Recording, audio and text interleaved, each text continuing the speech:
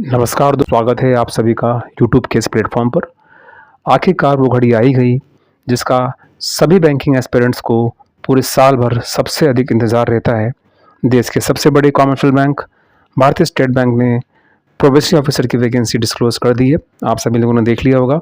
आज के इस वीडियो में हम लोग जानेंगे कि इस नोटिफिकेशन में क्या कुछ खास है, कौन कौन सी तिथियाँ इंपॉर्टेंट हैं और क्या स्ट्रेटजी अपनाई जाए जिससे हम इसी साल जॉइन लेटर ले सकें, इसी साल इस एग्ज़ाम को क्रैक कर सकें। क्या सही सटीक रणनीति होगी, इसके बारे में भी हम लोग डिस्कशन करेंगे। आइए शुरुआत करते हैं। सबसे पहले पीडीएफ खोलते ही जो चीज़ आपको सबसे पहले दिखाई देगी, जो कि आपका ध्यान जाना भी चाहिए, वो है स्टेट बैंक ऑफ इंडिया को 2026 में 4 कैटेगरी के अंदर ह्यूमन कैपिटल अवार्ड दिया गया है, जो कि एक इम्पॉर्टेंट न्यूज़ हो सकती है। इकोनॉमिक टाइम्स का ह्यूमन कैपिटल अवार्ड में 4 कैटेगरी में स्टेट बैंक को अवार्ड दिया गया, जो कि हर बार स्टेट बैंक करता है अपने नोटिफिकेशन में।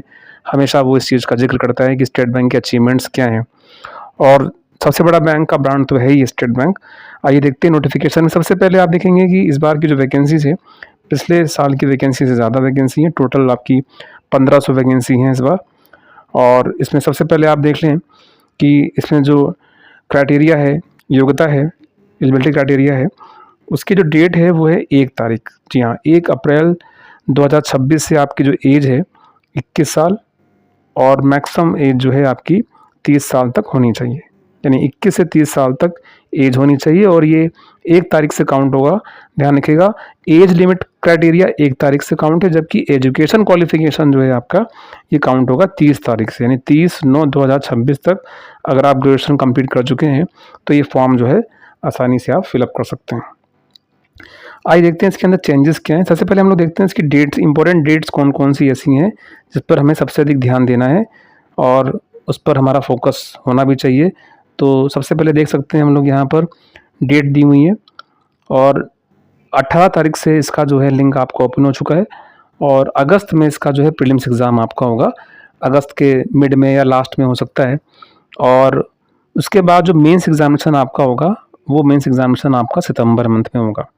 उसके बाद आपका आगे का प्रोसेस होगा, यानी साइकोमेट्रिक टेस्ट फेज़ 3, जिसमें इंटरव्यू और ग्रुप डिस्कशन, जिसको ग्रुप एक्सरसाइज भी कहते हैं, ये होगा। और बाद में साइकोमेट्रिक टेस्ट और फिर उसके बाद आपका इंटरव्यू कंडक्ट किया जाएगा।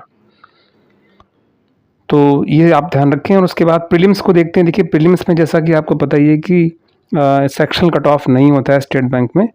ये एक यूनिक फीचर है स्टेट बैंक ऑफ इंडिया का कि प्रीलिम्स में यहाँ पे साफ साफ देखिए मेंशन है कि कोई भी सेक्शन कट ऑफ इसमें नहीं होगा। There will be no section cut off in prelims examination. English के 40 क्वेश्चन आपके रहेंगे, 40 क्वेश्चन। उसके बाद क्वांट के 30 क्वेश्चन और रीजनिंग के 30 क्वेश्चन, टोटल 100 क्वेश्चन। और टाइम होगा आपके पास 1 घंटे का, जैसे कि पहले भी होता रहा है। उसके बाद 1/4 की नेगेटिव मार्किंग भी। ध्यान रखिएगा, 4 गलत सवाल पर आपका 1 सही सवाल भी रॉन्ग हो जाएगा, गलत माना जाएगा। और इसमें मेंस एग्जामिनेशन जो होगा, मेंस एग्जामिनेशन के अंदर आप देखेंगे जनरल अवेयरनेस सेक्शन ऐड हो जाएगा, जिसका काफ़ी बड़ा कंट्रीब्यूशन होता है, क्योंकि 60 मार्क्स का जीए आपका है। देखिए, 60 मार्क्स का जीए है, 60 मार्क्स का ये आपका मैथ्स है, क्वांट है। 40 क्वेश्चन 60 नंबर के रीजनिंग, उसके बाद 30 क्वेश्चन 60 नंबर के मैथ्स, यानी डेटा इंटरप्रिटेशन, डेटा एनालिसिस। उसके बाद जीए आपका 60 क्वेश्चन 60 नंबर, और इंग्लिश आपका 40 क्वेश्चन 20 नंबर का। यानी टोटल आपकी मार्किंग होगी 200 में से, और क्वेश्चन होंगे 170। टाइम आपके पास होगा 3 घंटे का। उसके बाद डिस्क्रिप्टिव एग्जामिनेशन जो होता है आपका, डिस्क्रिप्टिव एग्जामिनेशन में यहाँ पर आप देख लीजिए एक बड़ा चेंजेस किया गया है। डिस्क्रिप्टिव एग्जामिनेशन का जो मार्क्स है ये कम कर दिया गया है। पहले ये आपका 50 मार्क्स का होता था, अभी 30 मार्क्स का है। यानी टोटल जो मेंस का मार्क्स होगा आपका, वो होगा 230 नंबर का, पहले था 250 नंबर का। टाइमिंग वही है यहाँ पर, 3 घंटे 30 मिनट, 30 मिनट का आपका डिस्क्रिप्टिव टेस्ट होगा। इसमें देखिए आता क्या है, डिस्क्रिप्टिव टेस्ट में अगर हम देखेंगे तो IBPS PO का जो एग्ज़ाम होता है उसके डिस्क्रिप्टिव में और उसके डिस्क्रिप्टिव में थोड़ा अंतर आपको देखने को मिलता है। यहाँ पर आपका ईमेल पूछेगा, सिचुएशन एनालिसिस के सवाल पूछेगा, 2 में से 1 करना होगा। आइदर रिपोर्टिंग राइटिंग और प्रेसी राइटिंग में आपको 1 करना होगा। इसके नंबर जुड़ते हैं, इसका भी महत्वपूर्ण रोल है। और उसके बाद आप देखेंगे इसमें section cut off in main examination आपको ध्यान रखना है। Each candidate will have to score minimum qualifying marks in each test. जैसे आपने देखा प्रीलिम्स में तो कोई भी सेक्शन कट ऑफ नहीं था, लेकिन मेंस में है। मेंस में आपको हर सब्जेक्ट में कट ऑफ क्लियर करना पड़ेगा मिनिमम। ये बहुत बड़ी टेंशन की बात इसलिए नहीं है कि कट ऑफ बहुत अधिक जाता नहीं है। और आइए अब बात करते हैं इसकी स्ट्रेटजी की। हाँ, यहाँ पर एक बात बताना आपको भूल गए कि जो एसबीआई में अटेम्प्ट्स का भी एक रोल रहता है कि जैसे नॉर्मली पहले 4 अटेम्प्ट होते थे कि एक कैंडिडेट 4 बार स्टेट बैंक पीओ दे सकता है, अब इसको बढ़ाकर 6 कर दिया गया है। और ओबीसी कैंडिडेट्स के लिए इसको बढ़ाकर 9 कर दिया गया है। लेकिन मेरा ऐसा पर्सनली मानना ये है कि इस पर आप ध्यान ना दें। कोई भी आदमी, कोई भी कैंडिडेट 4 साल तक अटेम्प्ट देकर टाइम को नहीं लगाना चाहेगा। वो चाहेगा कि इसी साल मेरा सिलेक्शन हो जाए या मैक्सिमम नेक्स्ट ईयर सिलेक्शन हो जाए। वो अटेम्प्ट वाली बहुत बड़ी दिक्कत यहाँ पे नहीं है, क्योंकि हमें जल्द से जल्द जो है हमें टारगेट को अचीव करना है। बहुत लंबे समय तक इस टारगेट को बना के नहीं रखना है। चलिए अब हम बात करते हैं स्ट्रेटजी की। क्या स्ट्रेटजी देखिए अपनाई जाए। सबसे पहले हमारा ऐसा मानना है, पर्सनली मानना मेरा ये है कि जो एग्ज़ाम टफ होते हैं उनको निकालना बेहद आसान होता है। अगर स्टेट बैंक ऑफ इंडिया का टफ पेपर होता है तो ये एक प्लस पॉइंट है। प्लस पॉइंट इसलिए है क्योंकि आपको सारे क्वेश्चन नहीं करने हैं, है ना। आपको सारे क्वेश्चन करने का टारगेट बनाना ही नहीं है। अगर हम प्रीलिम्स की बात करते हैं, देखिए प्रीलिम्स का जो कट ऑफ गया था पिछली बार, अगर आप देखेंगे तो ये 66.75 गया था। और पिछले 4-5 साल का रिकॉर्ड आप देखें अगर, तो आप देखेंगे कि इसका कट ऑफ हमेशा 58, 59, 65 के इर्द गिर्द रहता है।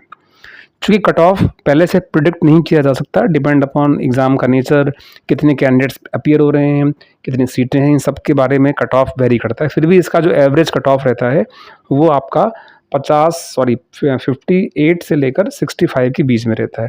पिछले बार 66 चला गया, कभी 62 भी चला गया है, 61 भी गया है। तो ये आपको ध्यान रखना है। तो पहली बात कि हमें सारे क्वेश्चन नहीं करने हैं, कट ऑफ क्लियर करना है प्रीलिम्स में।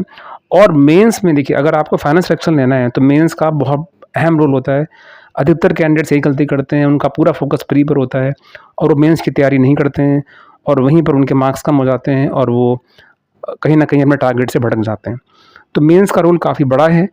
प्री भी इंपॉर्टेंट है, बट मेंस की अहमियत को देखते हुए आपको सभी सब्जेक्ट पर ध्यान देना है। एक गलती हम लोग और करते हैं कि एक ही विषय को टारगेट करते हैं। यहाँ पर हम, कोई अगर रीजनिंग पसंद है रीजनिंग पढ़े जा रहा है, किसी को जीए पसंद है जीए पढ़े जा रहा है, और हम भूल जाते हैं कि हमें यहाँ पर सिलेक्शन लेना है, ना कि किसी विषय का एक्सपर्ट बनना है।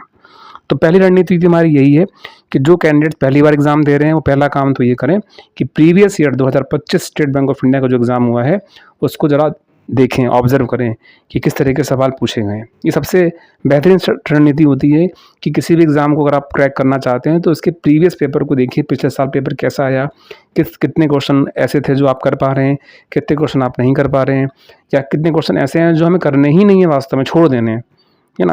आपको ये ध्यान रखना है सारे क्वेश्चन हमें सॉल्व करने भी नहीं होते हैं। और दूसरा, अभी क्या करिए, अभी आप टाइम को मैनेज करिए। अभी से लेकर आगे तक के लिए आप प्री मेंस दोनों के लिए समय निकालिए, प्री मेंस दोनों को फोकस करिए। जैसे ही प्री नज़दीक आए पूरी तरीके से आपको प्री को फोकस करना है। मेंस में जहाँ तक हम बात करें, मेंस में जनरल अवेयरनेस सेगमेंट का रोल बहुत बड़ा होता है, क्योंकि 60 मार्क्स को अगर हम टारगेट करते हैं, थोड़ी मेहनत करते हैं, तो हम यहाँ पर अच्छा स्कोर करके अपने कट ऑफ को बहुत आगे बढ़ा सकते हैं। जीए की रणनीति क्या होगी ये एक सेपरेट वीडियो में डिस्कस किया जाएगा। फिलहाल ये ध्यान रखिएगा, जीए में कम से कम आप 6 से 7 महीने का टारगेट लेके चलिए कि मेंस एग्जामिनेशन से पहले आप 6 से 7 महीने के करंट अफेयर्स को अच्छे से तैयार कर लीजिए, क्योंकि एक नंबर की बड़ी भूमिका है एग्ज़ाम में सिलेक्शन के लिए। एक नंबर की बहुत बड़ी भूमिका है, इसलिए आपको एक नंबर जुटाना है, एक नंबर से आपको अपना स्कोर जो है आगे ले जाना है। तो इसके लिए आप क्या करिए, थोड़ा समय निकालिए, रोज़ाना समय निकालिए, क्योंकि अब ऐसा नहीं है कि आप मेंस बाद में कर लेंगे, मेंस बाद में रखने का समय बिल्कुल नहीं मिलेगा। इसलिए थोड़ा थोड़ा जीए पढ़ के उन चीज़ों को ख़त्म कर लें। प्रीवियस मंथ के करंट अफेयर्स को एक बार रीड कर लें, ताकि जब एग्ज़ाम हो तो उसको आप रिवीजन के तौर पे कर पाएँ। तो पहला काम क्या करना है, आप प्रीवियस से पेपर को ऑब्जर्व करिए, थोड़ा एनालाइज करिए, और अभी से प्री मेंस दोनों के लिए समय निकाल कर तैयारी में लग जाएँ। और कॉन्फिडेंस का सारा खेल होता है, माइंडसेट और कॉन्फिडेंस। और माइंडसेट यही है कि एग्ज़ाम टफ़ है, माना है टफ़ एग्ज़ाम है, लेकिन टफ़ एग्ज़ाम ही निकालना आसान होता है, क्योंकि हमें सारे क्वेश्चन यहाँ पर करने नहीं होते हैं। दूसरा, एक और इंडिकेशन आपको ध्यान रखना है कि जो पीओ का अभी नोटिफिकेशन आया है, ये इस बात का इंडिकेशन भी है कि आने वाले टाइम में क्लरिकल ग्रेड की वैकेंसी भी जल्द ही आपके सामने होंगी। तो ऐसे विद्यार्थी, ऐसे स्टूडेंट जो केवल क्लर्क की तैयारी करना चाह रहे हैं, क्लर्क में ही सिलेक्शन लेना चाहते हैं, तो वो भी अलर्ट हो जाएँ, तैयार हो जाएँ, क्योंकि बहुत जल्दी ये वैकेंसी आपको देखने को मिलेगी। अप्रॉक्स 10,000 से ऊपर वैकेंसी आने के चांसेस हैं इस बार, तो उसके लिए भी आप तैयारी करते चलिए, बिल्कुल लेट मत करिए, तुरंत तैयारी में आप लग जाएँ। जो लोग तैयारी पहले से कर रहे हैं, पिछले 6 महीने से, 8 महीने से, 1 साल से, वो अपनी तैयारी को और तेज़ कर दें, है ना? टेस्ट वगैरह, मॉक टेस्ट लगाना शुरू कर दें। जो बिगिनर्स हैं, वो टेस्ट पेपर को देखें, पेपर कैसा आया, उसके अकॉर्डिंग देखें कौन-कौन से टॉपिक्स का वेटेज ज़्यादा है। जैसे रीज़निंग में पज़ल का वेटेज ज़्यादा है ना? मैथ्स में डीआई, तो डीआई भी किस लेवल की पूछ रहा है, कौन सी डीआई ज़्यादा पूछ रहा है, उस तरह की डीआई को आप प्रैक्टिस करें, प्रयास करें। जनरल अवेयरनेस में आप देखेंगे स्टेट बैंक का जो जीए होता है, उसमें फाइनेंशियल अवेयरनेस का कंटेंट ज़्यादा होता है ना? फाइनेंशियल अवेयरनेस, रिज़र्व बैंक के सर्कुलर, आरबीआई की न्यूज़, फाइनेंशियल न्यूज़, इस तरह के क्वेश्चन मिक्स करके पूछे जाते हैं। तो जीए में किस तरीके से आप पढ़ेंगे, आगे हम लोग डिस्कशन करेंगे इस बात का, लेकिन आज की वीडियो में हम लोग यही कोशिश करेंगे कि इस नोटिफिकेशन मिलने के बाद एग्ज़ाम की उल्टी गिनती शुरू हो चुकी है, इसलिए बिल्कुल भी देर ना करें और तेज़ी से अपने कोर्स को कवर करते हुए मॉक टेस्ट की संख्या ज़रूर बढ़ाइए। जो लोग पहले से तैयारी कर रहे हैं, अगर आप 1 मॉक टेस्ट देते हैं तो 2 मॉक टेस्ट कर दीजिए, क्योंकि यही समय है तैयारी करने का, यही समय है औरों से आगे निकलने का, क्योंकि जो एग्ज़ामिनेशन की डेट है ये बहुत दूर नहीं है और अगस्त मंथ में ही आईबीपीएस पीओ का एग्ज़ाम भी होगा as per the calendar of IBPS PO. जो कैलेंडर आया हुआ है उसमें अगस्त महीने के अंदर एग्ज़ाम होगा, इसलिए दोनों एग्ज़ाम आपके अगस्त में पड़ेंगे और आईबीपीएस पीओ का नोटिफिकेशन जल्दी ही आपके सामने और होगा, तो दोनों एग्ज़ाम अगस्त महीने के अंदर होंगे, एसबीआई पीओ और आईबीपीएस पीओ।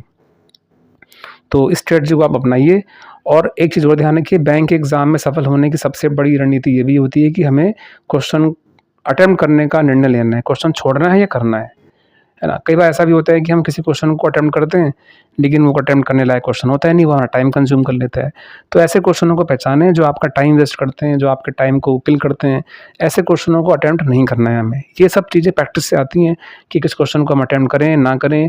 कई बार ऐसा भी देखने को मिलता है कि हम स्टार्टिंग के क्वेश्चंस को सॉल्व करते हैं, स्टार्टिंग के सवाल बहुत लेंदी होते हैं और हमारा ध्यान बाद के सवालों पर होता नहीं है, और जब हम बाद में लास्ट में पहुँचते हैं, तो देखते हैं इतना आसान सवाल, लेकिन अब आपके पास टाइम ही नहीं है और आप उस क्वेश्चन को चाहते भी नहीं कर पाते हैं, क्योंकि वो आपने पहले अटेम्प्ट नहीं किया। अब टाइम वहाँ पर निकल चुका है। इसीलिए थोड़ा क्वेश्चन को ऑब्ज़र्व करें, देखें।